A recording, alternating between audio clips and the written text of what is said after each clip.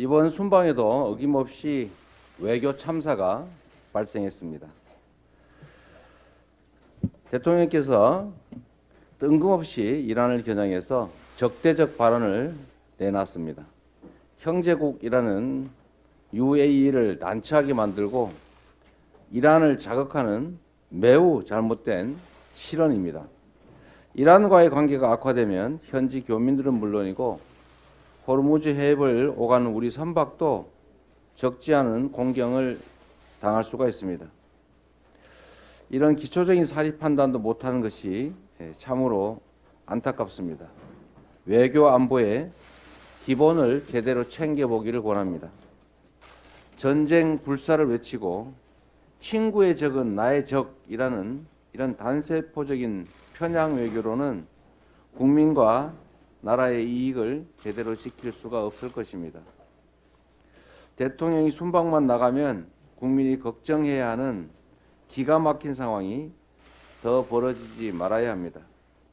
윤석열 검찰이 김건희 여사를 취해법권으로 계속 둔다면 민주당은 시장 질서를 교란한 중대 경제범죄인 주가 조작 사건에 대한 진상규명을 위해 특검 추진에 나설 것임을 거듭 밝힙니다. 윤석열 대통령이 또 사고를 쳤습니다. 남의 나라 국가 연주 중에 가슴에 손을 또 얹었습니다. 실수했으면 고치면 될 일을 그 나라 존중 차원이라며 변명하고 고집을 피웁니다. 그렇다면 일본 국가 연주 중에도 대한민국 대통령이 가슴에 손을 얹겠습니까? 국가대표 축구 A매치 경기에서 축구 선수들도 그렇게 하지 않습니다. 좀 배우세요. 증거의 수집 방향을 보면 수사의 목적이 보입니다. 이른바 청담동 술자리 의혹을 보도한 더 탐사를 수사 중인 경찰이 해당 사안과 전혀 관련이 없는 야당 국회의원들을 포렌식 검색했다는 사실을 얼마 전에 말씀드린 바 있습니다. 이에 대해서 저는 경찰청에 해당 사실에 대한 확인과 키워드 검색 포렌식한 이유 및 근거에 대해서 질의했고 어제 서면 답변을 받았습니다. 경찰청은 일부 관련자들의 진술 등과 관련하여 확인할 부분이 있어 압수한 전자정보 중에 관련성이 있는 자료가 있는지 여부를 검색한 것이다. 즉, 조사를 했다는 것을 인정하는 것입니다.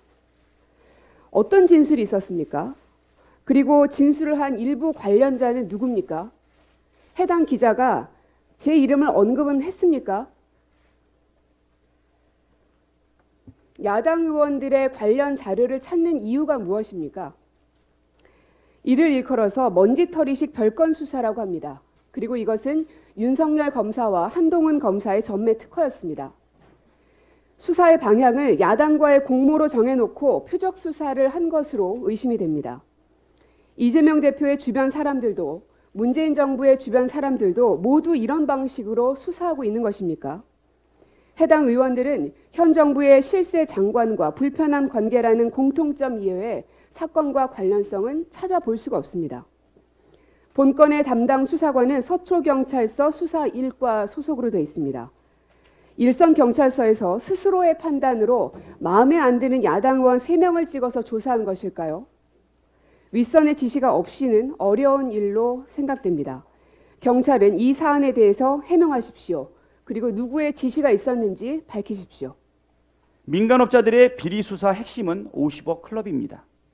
민간업자들의 부정과 비리를 밝히기 위해서는 자금 흐름을 추적해야 합니다. 그 핵심은 정영학 녹취록에 등장하는 50억 클럽과 박영수 전 특검입니다. 상식적으로 50억 원을 주려고 할 만큼 이들의 역할이 컸다는 것을 의미하지만 검찰은 50억 클럽과 박영수 전 특검에 대한 수사에 손을 놓고 있습니다.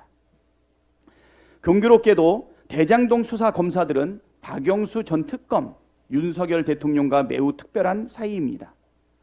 고형곤 4차장 검사, 강백신 반부패 수사 3부 부장검사, 호승진 부부장 검사는 박영수 사단이고 박기동 제3차장 검사와 어미준 반부패 수사 1부장은 윤석열 사단으로 꼽힙니다. 박영수 전 특검과 50억 클럽을 수사를 애써 외면하는 이유는 짐작이 가고도 남지 않습니까? 다섯째, 우연이 계속되면 필연이라는 말이 있습니다.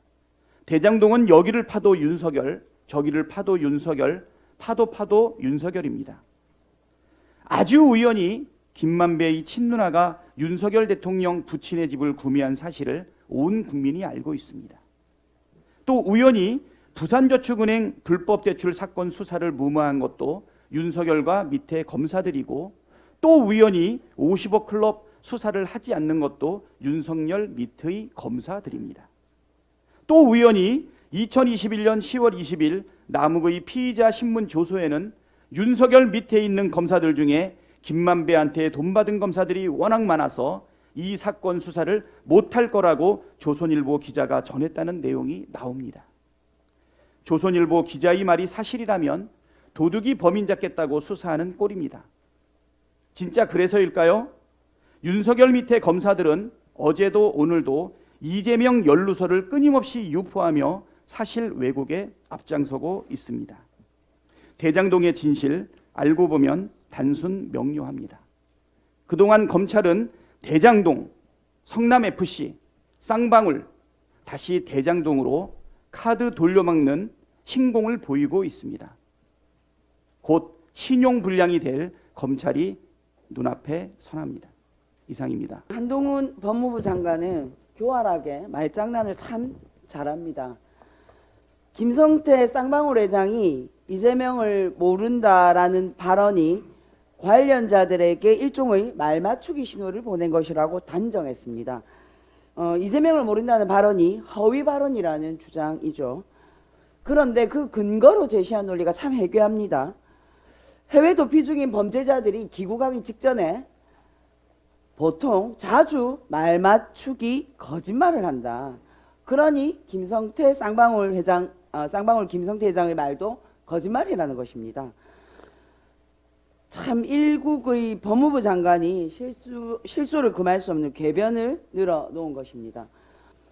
김성태 회장을 조사하지도 않고 귀국 직전 해외 도피자들이 과거에 자주 거짓말을 했다라는 엉성하고 성급하고 주관적인 주장을 하는 꼴을 보니 참으로 다급한 마음인가 봅니다. 해외 도피자의 귀국 직전 진술 신빙성 통계치라도 가지고 있습니까? 뭐 한 99% 이상이 거짓 진술이라도 했나요? 말맞추기 사인을 보낸 사람은 김성태 회장이 아니라 바로 한동훈 장관 당신입니다. 김성태 쌍방울 회장을 조사하는 검사가 어떻게 감히 김성태 회장과 이재명 대표가 모르는 사이라고 결론을 내릴 수 있겠습니까? 이제 김성태 회장과 이재명 대표는 무조건 아는 사이라고 검찰은 잘 맞추어서 주장하겠죠.